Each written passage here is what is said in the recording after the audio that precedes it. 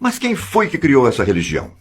A gente sabe muito bem como surgiu a religião católica, a protestante, mas eu aposto que na escola nunca te ensinaram nada sobre a Umbanda.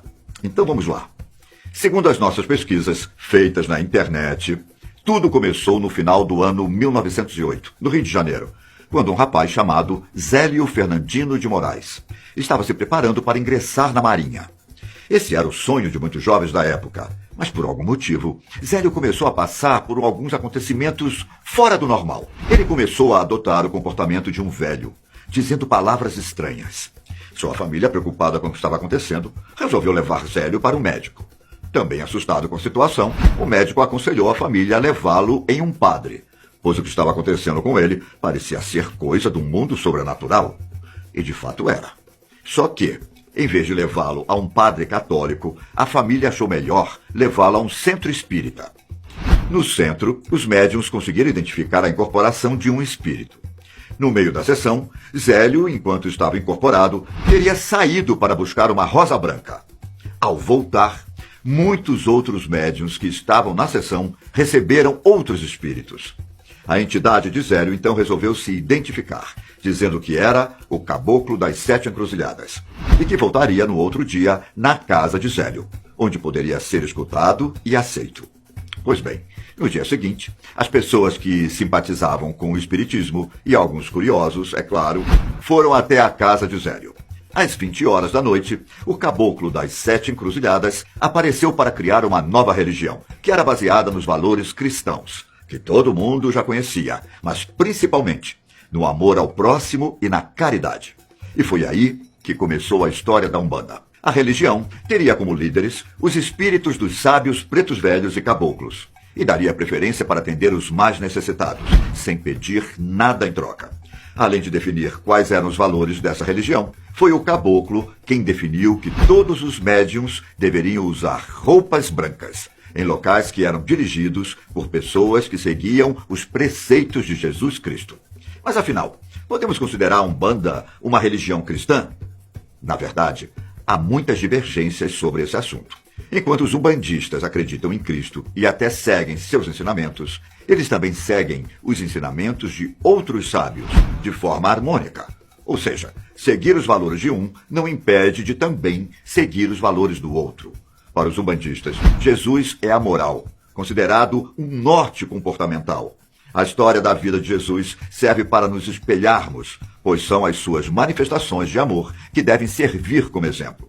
Por isso, em muitos terreiros, ele está representado de braços abertos e no lugar mais alto do congá, o altar do terreiro. Além de Jesus, em que mais os umbandistas acreditam? Essa é uma dúvida muito comum entre as pessoas. Então, eu vou tentar ser o mais detalhista possível. Para começar, Umbanda é uma religião monoteísta, ou seja, eles acreditam que existe apenas um Deus, que é chamado de nomes diferentes nos terreiros. Em alguns casos, ele é chamado de Olorum, em outros Tupã, Zambi e até Olodumare. Mas, independentemente do nome, Deus é apenas um, o que criou todo o universo, que deu origem a tudo e a todos, e está presente em todo lugar. Aí vem os orixás, que, de uma maneira muito simplificada, são as virtudes do Criador, individualizadas e manifestadas por meio dessas divindades. Para deixar mais claro, se formos fazer uma comparação com o catolicismo, é como se os orixás fossem os santos. Deu para entender melhor agora? Então, alguns dos orixás encontrados na Umbanda são Oxalá, Xangô, Iemanjá, Ogum, Oxóssi, Oxum, Iansã, Omolu e Nanã. Além dos orixás, outras entidades também se manifestam nos cultos. Os caboclos, por exemplo, geralmente são espíritos de índios que têm como objetivo ajudar pessoas com problemas de saúde. Os chamados pretos velhos são pessoas que foram trazidas da África para serem escravas no Brasil. Apesar de terem sofrido muito quando estavam vivas, essas entidades são consideradas espíritos evoluídos, que dão bons conselhos para quem também procura evolução. Já os baianos são pessoas que viveram na Bahia, mas que optaram por serem guias e ajudar quem precisa, tendo foco no emprego, saúde e força moral. Os herês são espíritos de criança, que estão sempre rindo e brincando. Essas entidades têm fama de consolar os aflitos, pais, mães, e às vezes acabam cometendo uma travessura ou outra. Ainda temos Exus e Pombagiras, que são mensageiros dos orixás. Vale destacar que Exu é o masculino e Pombagira o feminino. E é aqui que existe um grande equívoco sobre esses dois nomes. Existe um mito de que tanto Exu quanto Pombagira estejam relacionados com o demônio. Porém, é esse tipo de boato que faz muitas pessoas terem preconceito contra a religião Umbanda. Na verdade, Exus e Pombagiras nada mais são do que espíritos que já vivenciaram diversas encarnações, mas que se encontram em um estado evolucionário superior, que as permite ajudar a quem recorrer a elas. Os rituais são liderados por um pai ou mãe de santo, que também tem o dever de ensinar a doutrina Umbanda para seus discípulos. Os rituais umbandistas são tocados atabaques que acompanham cânticos sagrados em português, além de receberem ali incorporações por meio dos médiuns, das entidades que têm o poder de curar, aconselhar, avaliar e modificar a vida das pessoas. O que é que os umbandistas seguem? As outras religiões costumam ter um livro sagrado como guia, como é o caso da Bíblia. Os umbandistas não seguem uma escrita sagrada em específico. Para ser mais claro, eles têm a liberdade de estudar os livros sagrados de todas as culturas. Eles consideram que o sagrado, na verdade, é a criação, a natureza, os animais, as matas, as pedras e as pessoas. Isso é o sagrado.